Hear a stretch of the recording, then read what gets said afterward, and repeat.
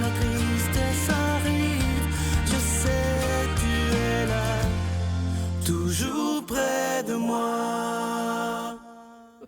Bonjour, Sœur Angèle. Bonjour, Sylvain. On a Comment vraiment t'es-tu? du fun. Ah, ben, oui. Si les gens me voyaient avant les émissions, on rit tout le temps. Ben oui, c'est parce qu'on fait des belles choses, puis c'est le temps de les voir. Non, mais le Seigneur nous dit que vivre dans l'Évangile, c'est vivre dans la joie. Ben, Alors, c'est vrai. il y a trop de gens qui ont des faces de carême. Liberté intérieure. Voilà. Absolument. Bonjour, bienvenue à votre émission de Victoire de l'amour. J'espère que vous allez bien aujourd'hui. C'est toujours avec une grande joie que je vous retrouve avec Sœur Angèle pour qu'on puisse méditer sur la priorité des priorités. Il y a quelques mois, j'avais eu le bonheur d'interviewer l'abbé Éloi Gillard et après l'émission, on s'était dit ce serait le fun de se revoir pour approfondir la spiritualité. Alors aujourd'hui, on passe la demi-heure avec l'abbé Éloi Gillard en chanson El Isha de la famille Fils-Aimé et Évangéline au piano. Je rejoins immédiatement notre ami Éloi. Ah, il va être le fun, là. Bonjour, Éloi. Salut, Sylvain. Merci d'être là. Eh bien, c'est une grande joie. C'est toi, mon cher. Oui. Comme je disais tantôt, lorsque tu es venu il y a quelques mois, on s'était promis de reprendre ça pour aller plus profondément dans ta Oui, spiritualité. j'ai eu des échos, d'ailleurs. Oui. Hein. Bon. Alors, pour toi, c'est quoi la spiritualité? Parce que c'est un mot qui est souvent galvaudé. Oui. On emploie souvent le mot spiritualité, à mon sens, pour désigner de la psychospiritualité. Mais partons des choses bien terre à terre, c'est le cas de le dire, là. On ressent le besoin de spiritualité quand on dit « ça va mal dans le monde Puis quand on est obligé de dire « ça va mal dans mon propre monde à moi, mon propre monde intérieur ». D'une part, quand on regarde dans le monde, la perte des repères d'un bord, les fanatismes de tous ordres qui sont étalés, le contraire, tu comprends-tu?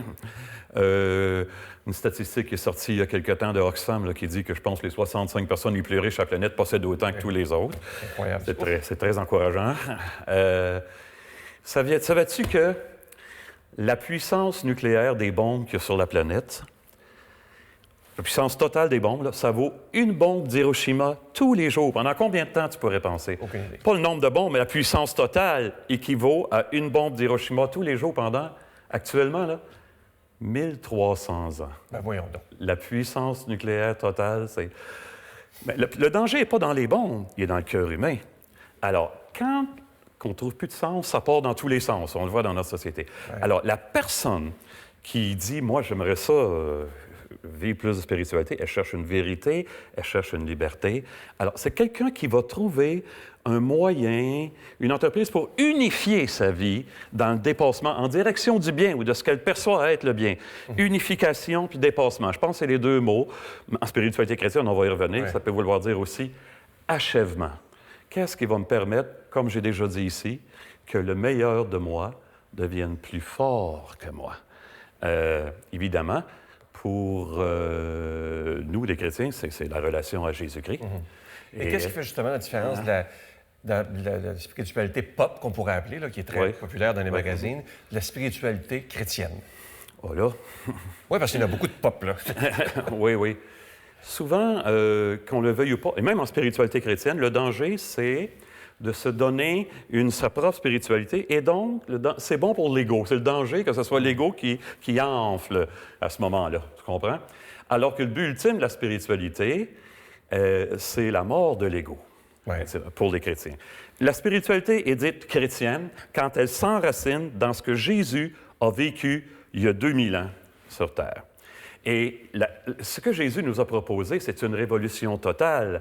Ce n'est plus d'avoir peur de Dieu, c'est un Dieu qui aime, et à un tel point qu'il demande la permission de se mettre à genoux devant nous pour nous laver les pieds. C'est insupportable. C'est les esclaves qui faisaient ça. Oui. Quand Jésus arrive devant le Baptiste, Jean-Baptiste, il attendait le Dieu le plus justicieux, qui était le vengeur, qui était pour faire le ménage sur la planète, puis pas à peu près. Qu'est-ce qui arrive en tout premier lieu pour le baptême? Jésus arrive pour être baptisé, il s'incline devant le Baptiste. Il va passer toute sa vie à s'incliner sur les gens qui sont appauvris de toutes les manières, jusqu'à s'incliner pour laver les pieds. Et on va le mettre par terre pour le crucifier, on va l'exposer. Voilà ce que ça mène, où ça mène, ce que tu vis. Mais il faut voir comment l'enjeu est de taille. Parce qu'il y a un maître spirituel du Moyen Âge qu'on entend nommer de temps en temps, Maître Eckhart, qui manipule les paradoxes avec beaucoup de bonheur. Maître Eckhart, il dit Moi, si Dieu est plus grand que moi, il ne m'intéresse pas, car alors il n'est pas l'amour. Oh là là. C'est impressionnant, ça, là. Hein? Alors, Jésus va se mettre à genoux devant ses disciples, comme j'ai dit, et donc, il nous dit, c'est plus naturel pour Dieu de se mettre à genoux devant moi que moi devant lui. C'est insupportable. Hein? C'est la première fois que je l'entends, celle-là. Oui, c'est Très plus beau, hein? naturel pour Dieu de se mettre à genoux devant moi. Ben oui, mais ça n'a pas de bon sens. Parce qu'il est l'amour. La conclusion de la Bible, j'en ai parlé quelques fois dans des obélis, il faut revenir sur ces thèmes-là, tellement en révolution. Hein? La conclusion de la Bible, c'est l'amour existe. Point. Pas nos petits amours cheap, tout croche, manipulateurs, jamais contents, jaloux, etc. Non, non, non, non, non.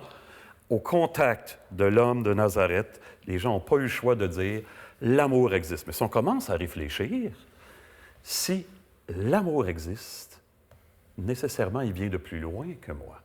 Nécessairement, il est éternel. Nécessairement, il est immortel. Il est invincible. Il est penché sur moi comme son enfant préféré. Donc, la spiritualité chrétienne, c'est de croire que je suis l'enfant de Dieu. Et là, ça va nous mener encore loin, parce que, évidemment, on entend encore souvent des chrétiens dire « Je fais ça parce que je veux gagner mon ciel ». C'est plus prégnant qu'on le pense. Mais réfléchissons. Saint Paul dit très bien dans son fameux hymne à l'amour, dans l'Épître aux Corinthiens, « L'amour prend patience, etc. » Il y a une traduction possible, à un moment donné, d'une partie qui dit « L'amour ne tient pas compte du mal ». C'est incroyable. On a toujours fait peur aux gens avec la moindre peccadille. Voilà. L'amour ne tient pas compte du mal. Et continuons, réfléchissons. C'est la parabole du Fils prodigue, d'ailleurs. Le Père se jette au cou du Fils. C'est l'ultime jugement. C'est le jugement dernier, ça, dans l'Évangile de Luc, le Fils prodigue. On aura l'occasion de revenir là-dessus à la retraite cet automne. Oui. Bon. Alors, oui, l'amour ne tient pas compte du mal. C'est une révolution totale. Mais réfléchissons. Si Dieu est amour, ne tient pas compte du bien non plus. Tant mieux si on est heureux, c'est ça qu'il veut. Dieu m'aime parce que je suis son enfant. Point. C'est une révolution incroyable. Hein? Si Dieu est amour, il m'aime parce que moi, je suis son enfant. Il n'y a pas le choix de m'aimer. C'est lui qui a choisi ça. Ça change tout. Toute la vie. Ça te force à ouvrir le cœur comme ça. Là.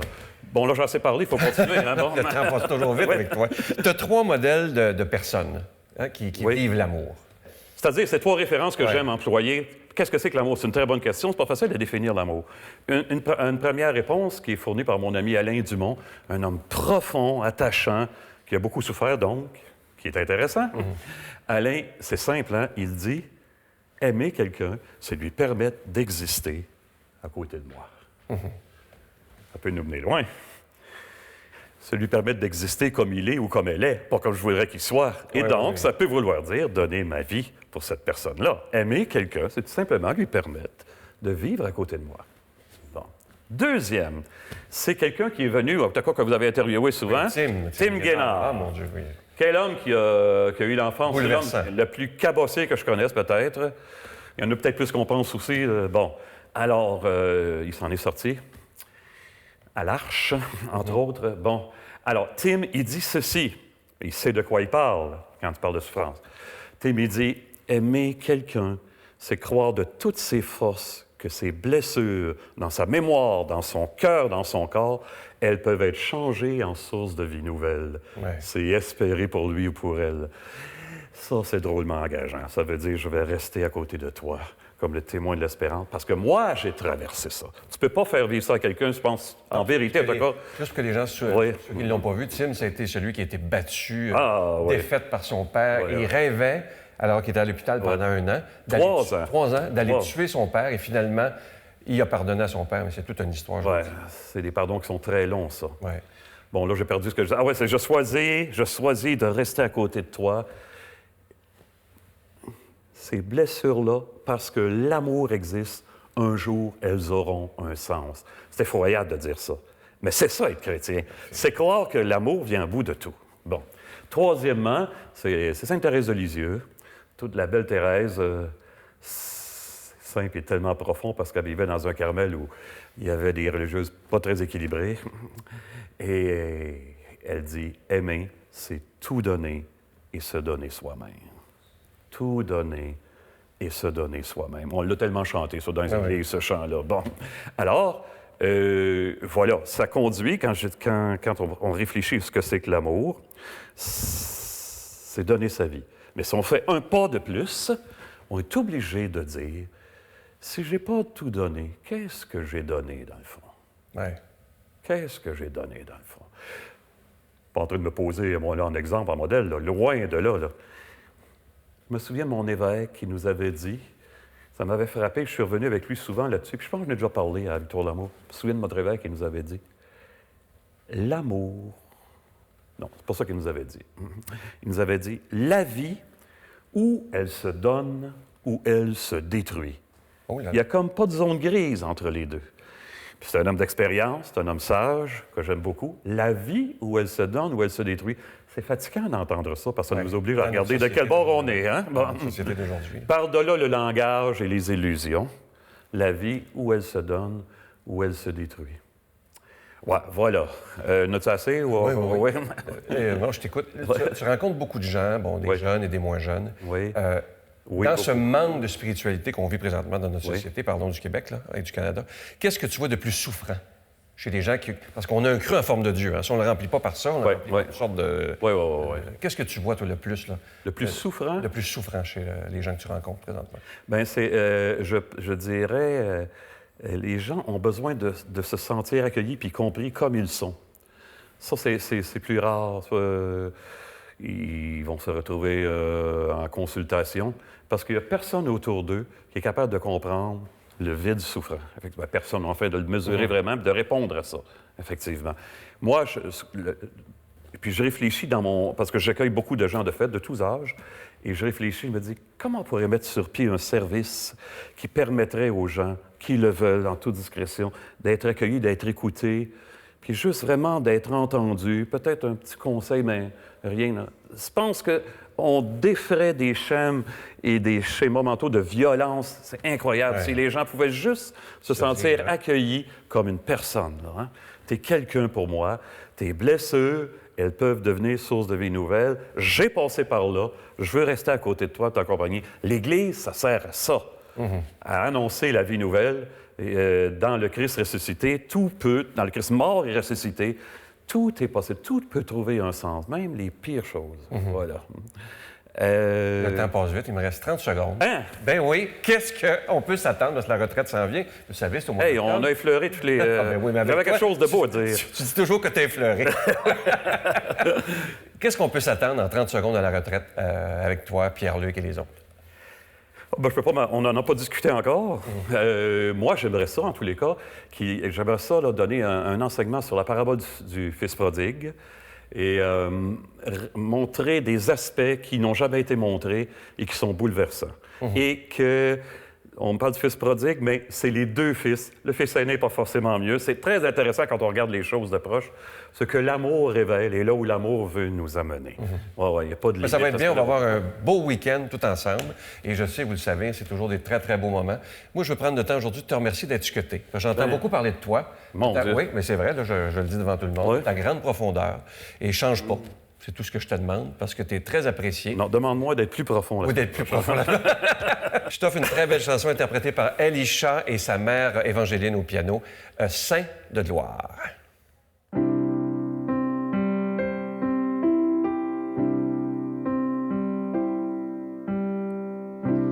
Saint est le Seigneur, digne est l'agneau, assis sur le trône.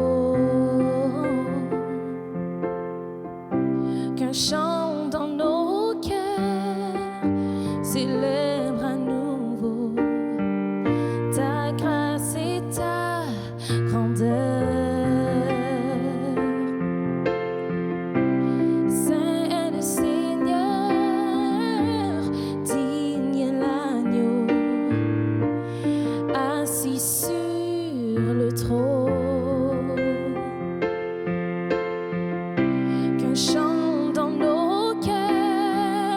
Célèbre à nouveau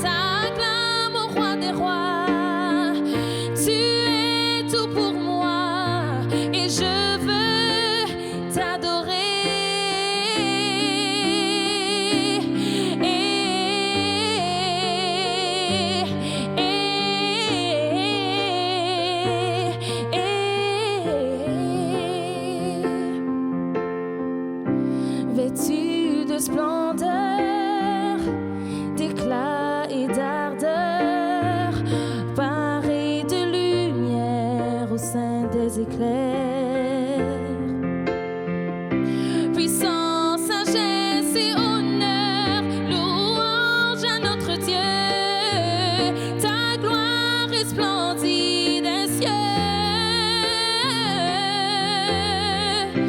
Cette gloire et de feu est le notre Dieu. Ta gloire est splendide des cieux. Tout l'univers avec moi t'acclame au roi des rois. Tu es tout pour moi et je veux t'adorer.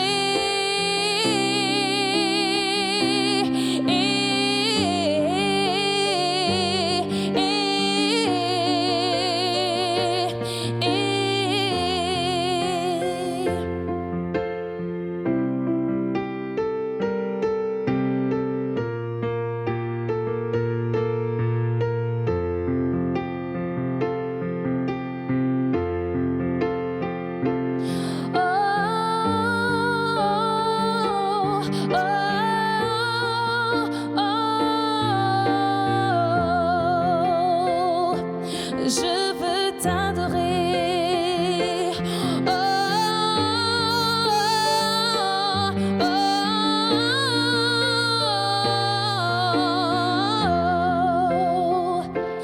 Je veux t'adorer.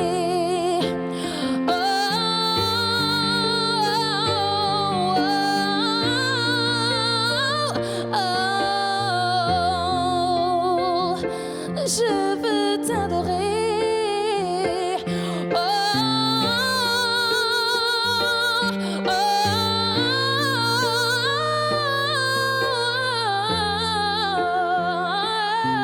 Je veux t'adorer, je veux t'adorer.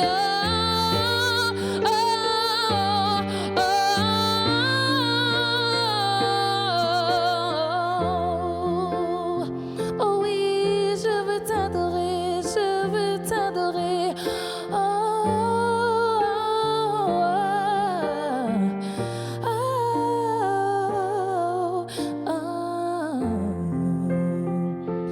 Je veux t'adorer.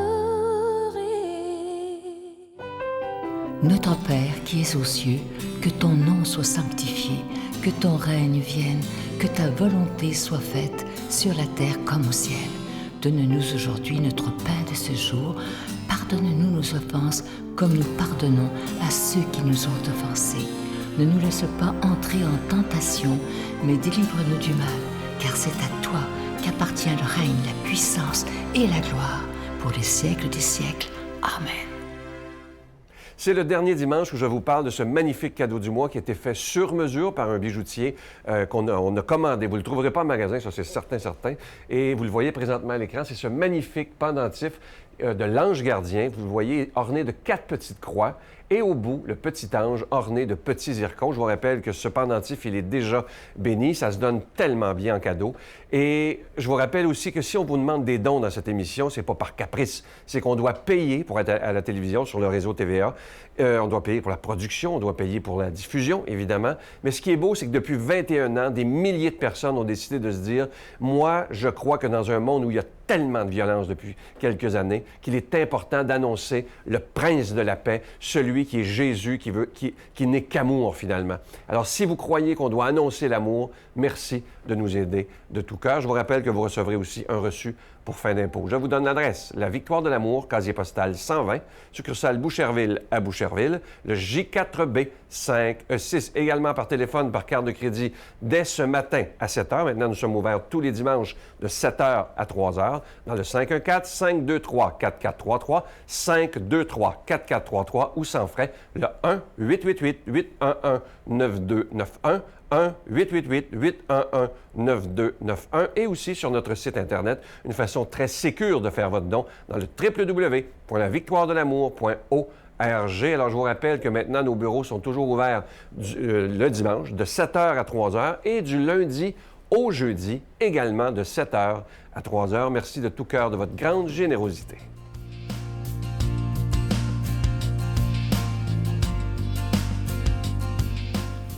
Eh bien, bon dimanche. Comme vous voyez, les dimanches passent tellement que même dans la liturgie, aujourd'hui, on est rendu au 17e dimanche ordinaire.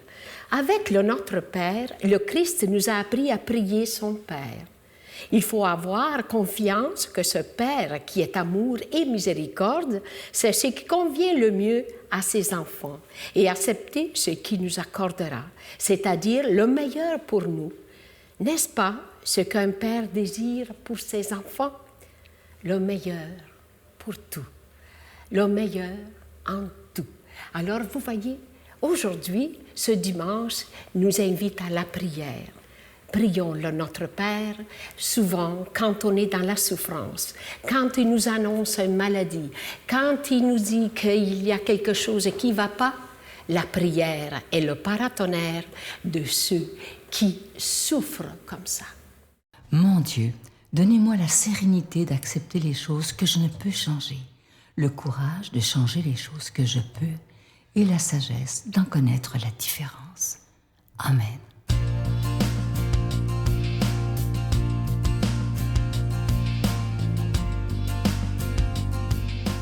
Alors, mes amis, après cette discussion enrichissante, en tous les cas pour moi, sur le thème de la spiritualité, nous voilà plongés dans la prière de Jésus avec Saint Luc.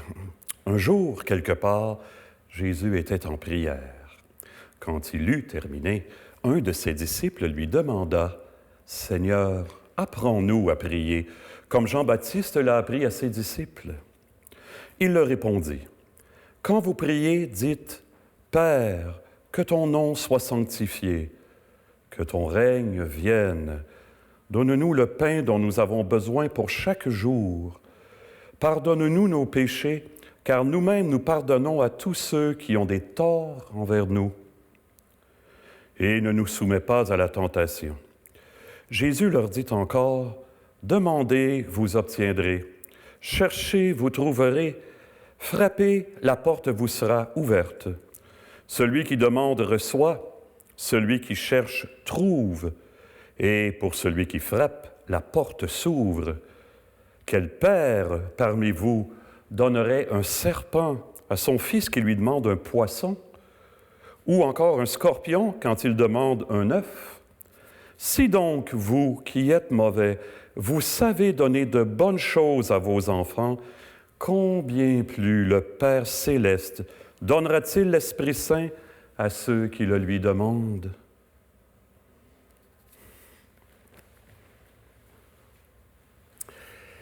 Il y a environ 2 mois et demi, j'ai été invité à aller rencontrer toutes les classes de finissants, les classes de secondaire 5, dans une école secondaire privée à Saint-Hyacinthe, c'est le coin d'où je viens. Il y avait 9 classes à rencontrer, une à la suite de l'autre. Je dois dire que j'aime beaucoup ça, faire ça. Je me sens comme un poisson dans l'eau, surtout quand les élèves je sens qu'ils ne sont pas trop d'accord et qu'il y en a qui osent poser des questions pour me déstabiliser. C'est ça que j'aime le plus. Alors, là, on entame un vrai dialogue. Alors, comme je n'avais pas les 9 périodes, une à la suite de l'autre, je me suis entendu avec le professeur pour dire aux élèves, s'il y en a qui voudraient venir me parler entre les périodes, est-ce que tu accepterais de leur donner un papier? Il a dit oui, il n'y a pas de problème. Alors, ça n'a pas été long que mes plages disponibles ont toutes été remplies. Et là, il y en a un qui a décidé de venir me voir, qui était, je pense, le premier d'ailleurs, qui m'a impressionné. Un bonhomme qui n'a pas d'éclat particulier. Je ne me souviens plus de son prénom, je vais l'appeler Patrick. Mais Patrick parlait avec calme, et la première chose qu'il m'a dit, il dit, tu sais, les jeunes, quand ils rentrent ici, la plupart changent de personnalité et ils redeviennent eux-mêmes le soir en sortant. C'est fort, ça, hein? Puis je dis, toi, tu te sens pas comme ça? Non, moi, j'ai pas envie de jouer un rôle, j'ai pas envie de jouer une game avec les autres. Je suis pas comme ça, moi. Ah ouais? Parle-moi donc de toi. Et là, bien, Patrick s'est mis, évidemment, à me dire que lui est un chasseur, et quand il va à la chasse, il y a des longues périodes où il est tout seul, puis il ne peut pas trop bouger. Alors, il est obligé de se laisser imprégner par ce qui est autour de lui, et ça l'a rejoint de plus en plus profondément. Et il m'a parlé de sa foi, qu'il est un pratiquant, même si son église paroissiale est fermée maintenant. Et il m'a demandé, j'aimerais ça qu'on se revoie, etc. Et je me suis aperçu, là, plus que bien des fois encore, hein, en discutant avec des gens, que la foi, c'est d'avoir été rencontré par quelqu'un. C'est pas de croire à des affaires à l'extérieur de nous. La foi, c'est quelqu'un qui nous a rencontrés et qui nous a fait faire un bout de chemin. En tous les cas, moi, j'ai 3 fois son âge, et quand Patrick parlait, il m'éveillait en quelque part du dedans. J'étais vraiment impressionné. Deuxième exemple. Ça s'est passé en 89 dans la bande de Gaza. Vous savez, cette petite bande dans le sud d'Israël où il y a des Palestiniens et les Israéliens sont entrés de force parce qu'il y avait des problèmes et peut-être des attaques, sont entrés de force à un moment donné. Et il y avait un docteur là, le docteur Ezzedine Abu al-Aish, j'espère que je prononce son nom comme faux, un homme qui est réputé même en Israël, qui va travailler en Israël, un des rares qui a de la crédibilité, et il y avait un journaliste qui l'interrogeait sur comment se passent les choses. Et à un moment donné, ils étaient dehors, tout près de sa maison. À un moment donné, il y a un char d'assaut qui a tiré un obus dans sa maison.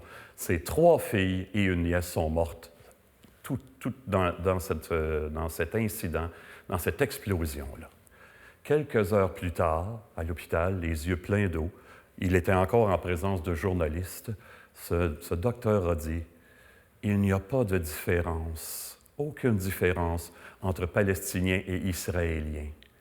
Nous pouvons vivre ensemble. Je continuerai à travailler pour la paix. » Ça, c'est un homme qui a été rencontré au niveau de l'essentiel, encore une fois.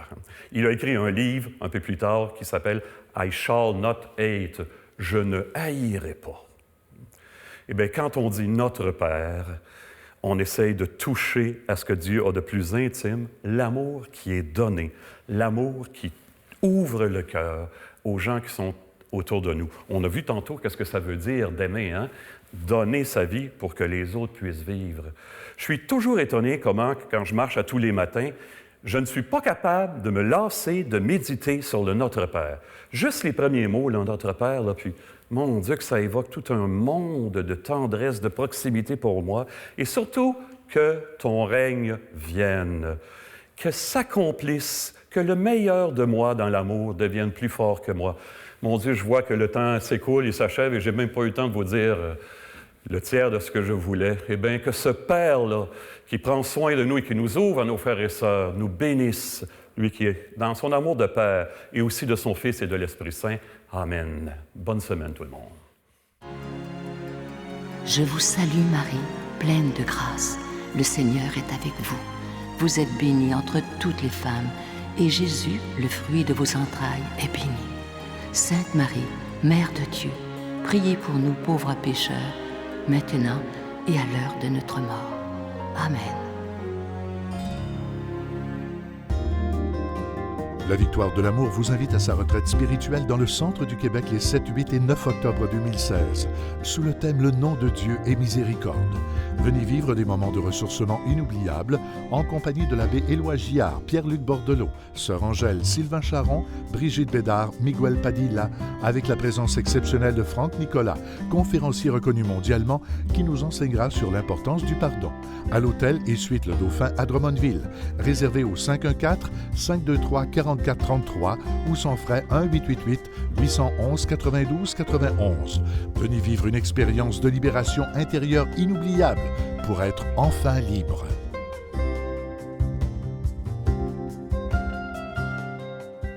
Il me reste que le temps de dire aux gens de réserver rapidement pour la retraite qui s'en vient. Je vous rappelle le thème « Éclatons-nous en miséricorde » les 7, 8, 9 octobre prochains.